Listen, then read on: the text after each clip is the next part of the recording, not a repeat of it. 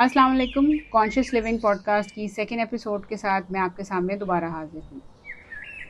आज के एपिसोड का मौजू है no thy self and transform your life, यानी खुद को जानो और अपनी ज़िंदगी को बदल डालो।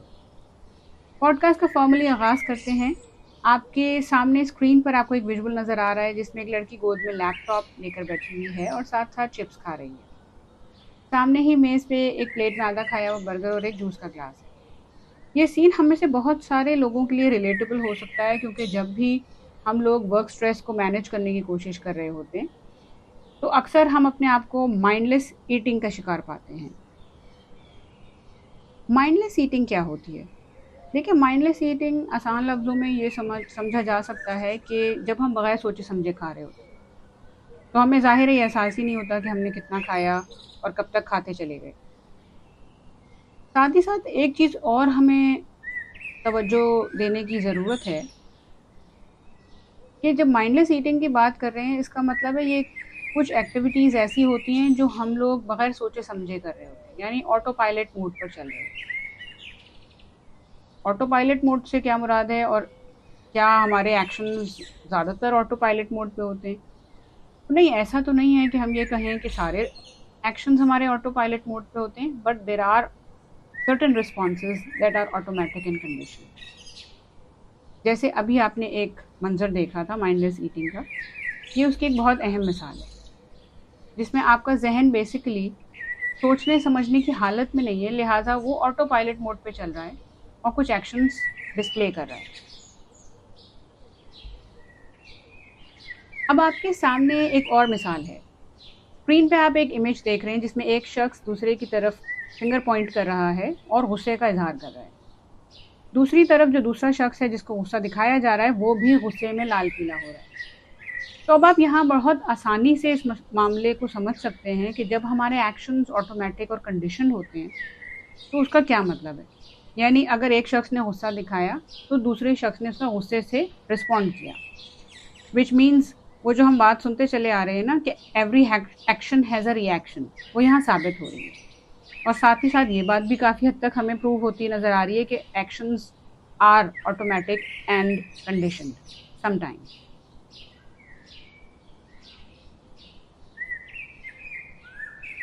हमारा जहन अक्सर दो में से एक मेंटल स्टेट में काम कर रहा होता है। जैसे या तो हम रिसोर्सफुल सूरत में होंगे, हमारी मेंटल स्टेट रिसोर्सफुल होगी, हम खुश होंगे, सुकून महसूस कर रहे होंगे, फोकस्ड होंगे, या हम अनरिसोर्सफुल स्टेट ऑफ माइंड में होंगे जिसमें हम रिएक्टिव हो सकते हैं, स्ट्रेस्ड हो सकते हैं और स्टक महसूस कर सकते हैं। अब इसमें एक अहम चीज़ समझने की ये है कि रिसोर्सफुल सूरत हाल में ज़ाहिर है कि आपके एक्शंस बहुत हद तक कंट्रोल्ड होंगे, क्योंकि आप पुरसुकून होंगे, इत्मीनान महसूस कर रहे होंगे, पॉजिटिव आपकी मेंटल स्टेट होगी, तो आप बेहतर तरीके से कॉन्शियसली डिसीजंस ले सकते हैं। जबकि अनरिसोर्सफुल हालत में आपका माइंड जो है वो स्टक होगा, आप परेशान हो रहे होंगे, उलझा हुआ महसूस करेंगे, लिहाजा आपकी डिसीजन मेकिंग पावर भी काफ़ी हद तक असरअंदाज होगी। तो अब सवाल ये पैदा होता है कि क्या हम हमेशा स्टक रहेंगे, यानी अगर हम अनरिसोर्सफुल सूरत हाल में हैं तो क्या हम हमेशा इसी तरह उलझे हुए रहेंगे, कभी भी बाहर नहीं निकल सकते, या ये एक स्टक सिचुएशन रहती है हमारे जहन की? सवाल बहुत अहम है, लेकिन उसका जवाब उससे भी ज़्यादा अहम है। ये ऐसा नहीं है कि आप हमेशा अनरिसोर्सफुल सूरत में रहते हैं।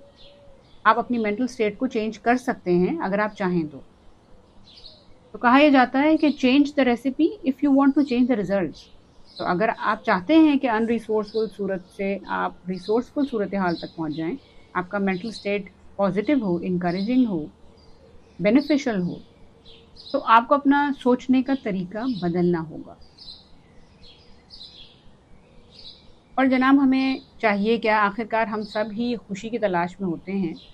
तो अगर हम अनरिसोर्सफुल सूरत हाल से अपने आप को रिसोर्सफुल सूरत में ले जाते हैं तो इससे अच्छा क्या है?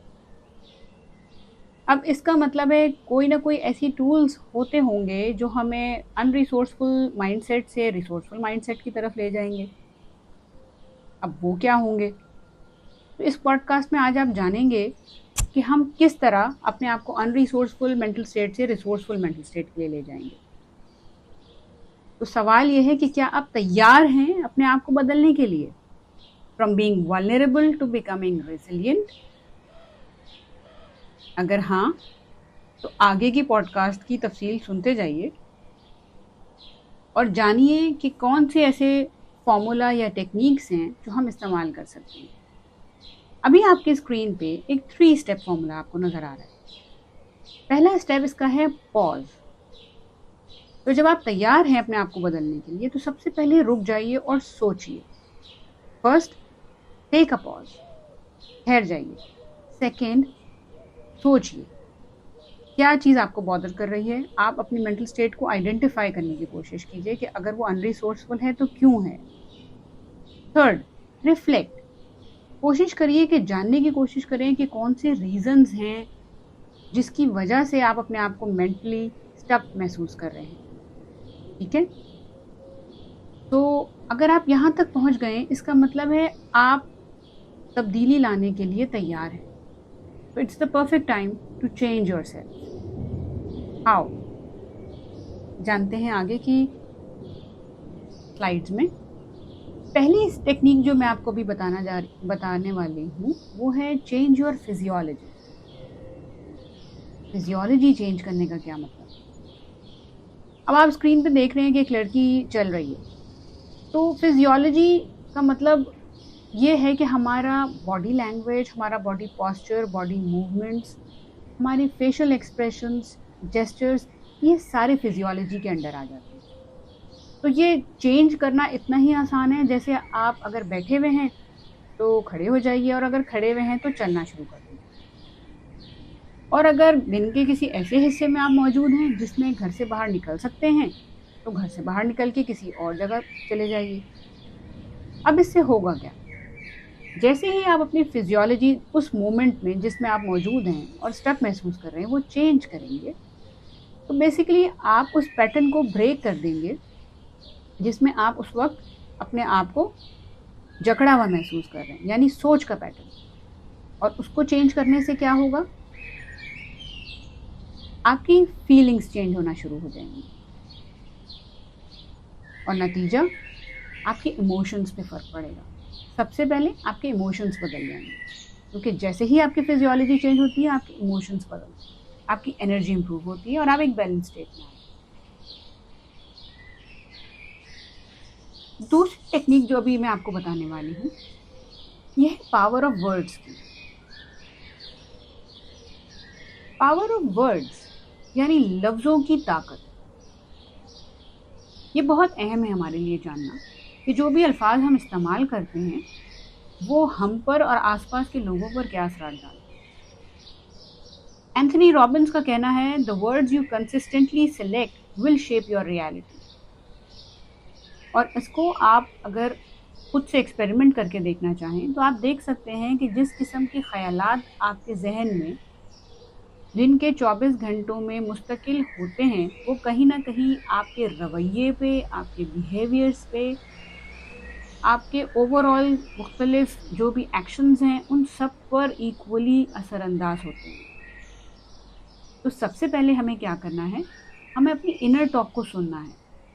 इनर टॉक वो क्या है? यानी किस किस्म के लफ्ज़ों का इस्तेमाल हमारे जहन में, सोचों में आ रहा है। आइडेंटिफाई कर लीजिए कि अगर आपकी सोच ज़्यादातर मनफी है, जिसमें कंप्लेन ज़्यादा है, क्रिटिसाइज़ कर रहे हैं या अपने आप को बहुत सेल्फ पिटी में महसूस कर रहे हैं कि अरे भाई मेरे साथ तो हमेशा ऐसे ही होता है, मेरा साथ कुछ अच्छा नहीं होने वाला, तो जान लीजिए कि ये वक्त है कि आप समझ लें कि आप अपने आप को अनरिसोर्सफुल हालत में देख रहे हैं और अब इसको बदलने का वक्त है। तो आप बदलेंगे कैसे? आप इस्तेमाल करेंगे पॉजिटिव इंकरेजिंग वर्ड्स का। उससे क्या फ़ायदा होगा? देखें, वर्ड्स की कोई ना कोई एनर्जी होती है, इमोशंस उसके साथ अटैच होते हैं।